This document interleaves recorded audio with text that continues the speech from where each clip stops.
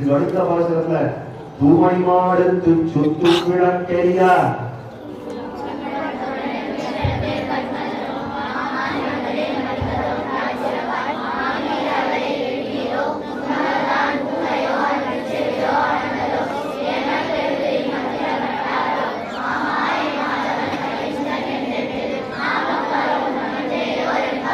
அப்படின்னு சொல்லி அடுத்த கோபிகையை எழுதுறான். அந்த தூமணி மாடத்து அப்படின்ற இடத்துல ஒரு கோபிகை இருக்காடு. அவள் ரொம்ப ஸ்பெஷல் கோபிகை. இது வரைக்கும் பார்த்த கோபிகை மாதிரி இல்லை. 6வது 7வது 8வது பாசத்துல பார்த்த மாதிரி இல்லை. இந்த 9வது பாசத்துல இருக்கிற கோபிகை ரொம்ப ஸ்பெஷல் கோபிகை. ஏன் சுவாமின்னா பிடித்தமைக்கு அடையாளம் சொல்லுவோம். முன்னாடி 3 பேர் கேட்டாலே ஒருத்திக்கு உள்ளும் சிலம்பினக்கான்னு சொல்ல வேண்டி வந்தது. இன்னொருத்திக்கு கீசி கீசனையும் மாலை சாத்தம் கலந்து பேசலாம் அப்படின்னு சொல்ல வந்தது. 3வதா வெள்ளத்து எருமை சிறுவீடு அப்படின்ற தெய்வான் காட்டுதான் சொல்ல வந்தது. அவன் உள்ள இருக்க கேட்க முடியாது. 4வது வீட்டுல போனவங்க அவன் கேட்கவே இல்லை. ஏன் கேட்கல அப்படின்னா ரொம்ப ஆச்சரியமா காட்டுறான். விடிஞ்சா விளையாட்டா நான் எழுந்து வரதா இல்லை அப்படின்ட்டு விடிஞ்சாலும் விளையாம போனாலும் நான் எழுந்து வரதா இல்லை. ஆண் முடியாத விடிஞ்சா விளையாட்டம் பண்ண நீங்க போய் வர ஓட்டிட்டான். ரொம்ப சௌக்கியமா போச்சு. இந்த மாதிரி ஏமா சொல்றேன் அப்படின்னா அதுதான் பெரியவா காட்டா. இவன் இருக்காளே, இந்த கோபிகை இருக்காளே, இவன் எப்பேற்பட்டவன்னா நான் போய் கண்ணனை சேவிக்கணும்ன்றது நம்ம டிக்ஷனரியில கிடையாதுதான். பின்ன என்ன பண்ணணும்னா எத்தனை பேர் வேணாலும் இருக்கட்டும், நான் ஆத்திர வாழ்ப்பேன், கண்ணனை என்கிட்ட வரணும்னு என்ன சாமர்த்தியம் வந்து நான் எழுந்து போறதா இல்ல. இது மத்தியானம் ஆனாலும் சரி ராத்திரி ஆனாலும் சரி நான் இப்படிதான் தூங்கியிருப்பேன்.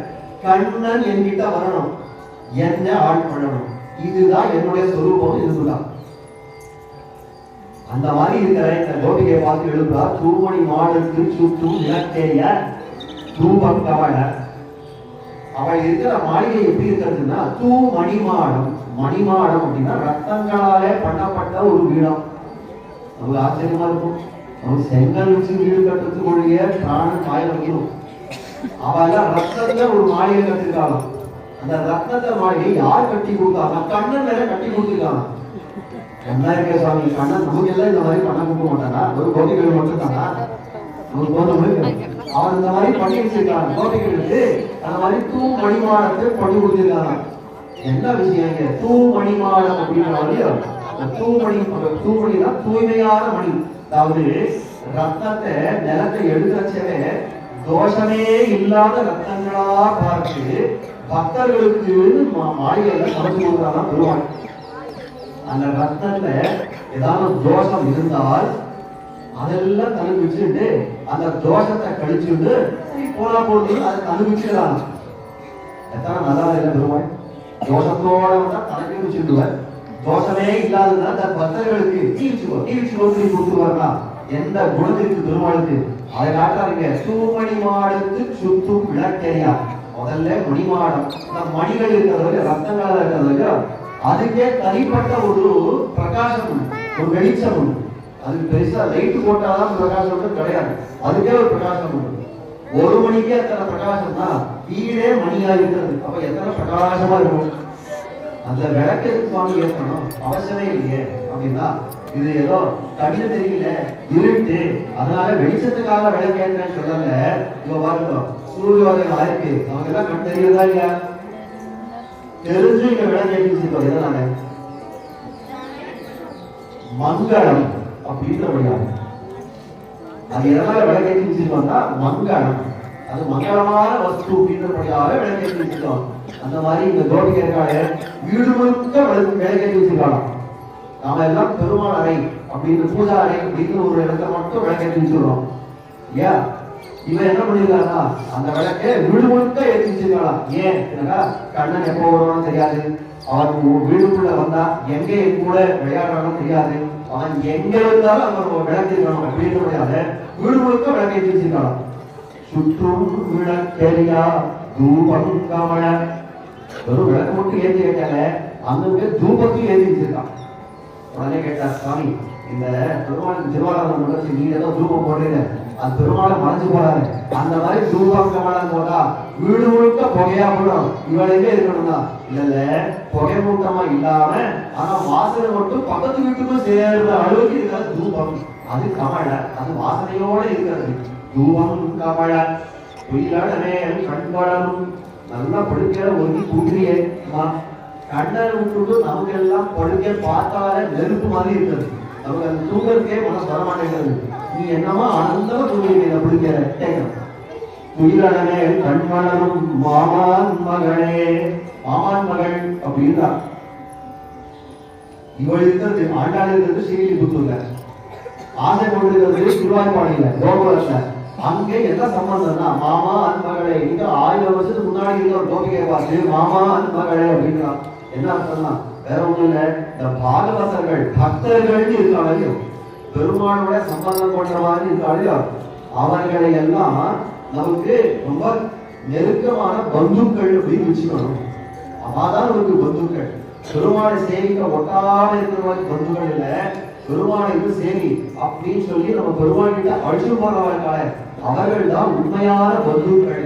நம்முடையாரே மாமான் மகளே மணிக்கதவன் அழுகிறவன் உள்ளே சொன்னா எல்லாம் வெண்ணெய் பூசத்துக்கு நீங்க வாசத்துக்கு உள்ள வந்தாமல் மாமன் மகளையா இந்த மாதிரி தூணி மாடத்து சுத்த விளைக்கிறியாவா இந்த பட்டர் எல்லாம் அடிக்கிறது இந்த வெண்ணெயெல்லாம் பூசது வேண்டாம். நீங்களே கதாத்தோடு உள்ள வரணும். அவன் தடுக்கவே வேண்டாம்.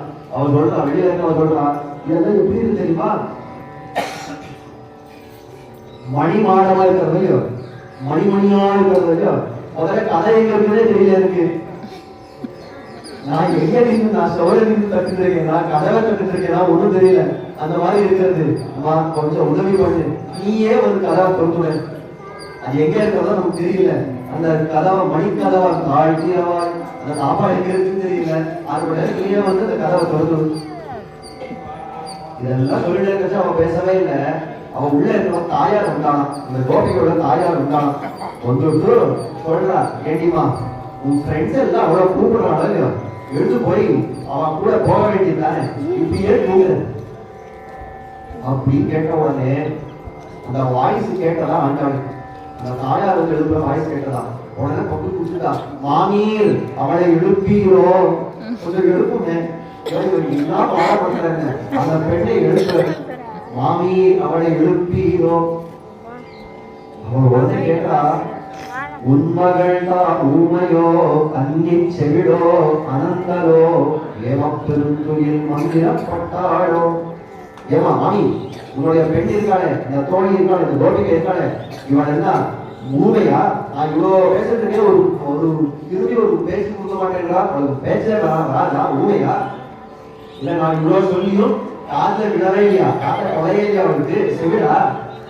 ஊமையோ அன்றி செவிடோ அனந்தலோ பிரமிச்சு போய் தூங்கியிருக்காளா? சோழமா தூங்கியிருக்காளா? சோழத்தோட தூங்கியிருக்காளா? என்னத்தனால இப்படி பண்றான்னு தெரியலையே. அன்றி செவிடோ அனந்தலோ ஏமப்பெருந்துயில் மந்திரப்பட்டாளோ. யாரும் ஒரு மந்திரத்தை போடி அவள் முகத்தை போட்டு நான் சொல்றவங்களுக்கு எழுதுக்கூடாதுன்னு மந்திரம் போட்டு வச்சிருக்காளா? எதனால இப்படி தூங்குறாரோ அப்படின்னு கேட்டா அந்த தாயார் சொன்னா, உன்னுடைய ஃப்ரெண்டா அதனால தூங்குறாங்க. இல்ல விஷயம் என்னன்னா இந்த கண்ணனுடைய அனுபவத்தை அப்படியே ஆழ்ந்து போயிருக்காமா. நீங்களே இந்த திருநாமத்தை சொல்லுங்க. இந்த பக்தர்களுக்கு எல்லாம் மயக்கமா விழுந்துக்கிற காலத்துல எது வாழ்க்கை விழிப்பு கொடுக்கும் அப்படின்னா எம்பெருமானுடைய திருநாமங்கள். அவருடைய தாயார் சொல்றா, திருநாமங்களை சொல்லுங்க எழுதுப்பா. சொல்லாத திருநாமங்களா ஒரு சகஸ்ரநாமமே சொல்லியாச்சு, இன்னும் எழுதுறது அப்படின்றா. என்ன சொன்னீங்க? எந்த திருநாமங்களை சொன்னீங்கன்னா மாமாயன் மாதவன் வைகுந்தன் என்று என்று என்று என்று சொல்றாள். என்னன்னா மாமாயன் என்றேன், மாதவன் என்றேன், வைகுந்தன் என்றேன், இந்த மாதிரி நாமம் பலவும் தவின்றேன் அப்படின்னா ஒரு நாமம் இல்ல, 2 நாமம் இல்ல, ஒரு 1000 நாமங்களை சொல்லியாச்சு. இந்த மாதிரி எடுத்துக்கிற ஒரு பெண் அப்படின்னா இந்த மாமாயன் அப்படின்னா ரொம்ப ஆச்சரியமான சேக்கிதங்களை உடையவன். வைகுண்டநாதனா இருந்தும் கண்ணன விருந்துக்காக பெருமாள். இந்த வைகுண்டநாதன்னா எல்லாருக்கும் சுவாமியா இருக்கவர், எல்லாருக்கும் தான் எல்லார்கிட்டையும் கைகறி கொள்ளக்கூடியவர், எல்லாருக்கும் ராஜாவா இருக்கிறவர். ஆனா கண்ணன் அவரை வச்சு கோபிகள் அவனை கட்டுறா அடிக்கிறா. அவனை ஒரு ஒரு வேடிக்கையான ஒரு விஷயம் சொன்னான். இந்த கோபிகள் எல்லாம் மஞ்சள் பூசிப்பான். இந்த பெண்களை மஞ்சள் பூசி போல இருக்கும். இந்த மாதிரி மஞ்சள் பூசிக்கிறச்சு இது பத்திர மஞ்சளா பத்தாத மஞ்சளா அப்படின்னு பார்க்கணுமா. கொம்பு வரும், மஞ்சள் கொம்பு வரும். அதை கேட்டு பார்த்தா அது பத்துமா பத்தாதா அப்படின்றத பார்க்கலாம். அதை பார்த்து நீங்க இந்த கோபிகள் எல்லாம் முன்னாடி எல்லாம் தங்களை கையில இடிச்சு இடிச்சு பார்த்துட்டு இருந்தாலும் இந்த மாதிரி கையில இடிச்சு பார்த்துப்பான். ஆனா அவளுக்கு என்ன ஐயோ பாவம், அவளே வெள்ளையா இருப்பான். அந்த கோபிகளை வெள்ளையா இருப்பா. அந்த மஞ்சள் பூசினா அந்த மஞ்சள் தெரியவே தெரியாது. ஒயிட் பேக்ரவுண்ட எல்லோ பூசினா எப்படி தெரியும்? தெரியாது.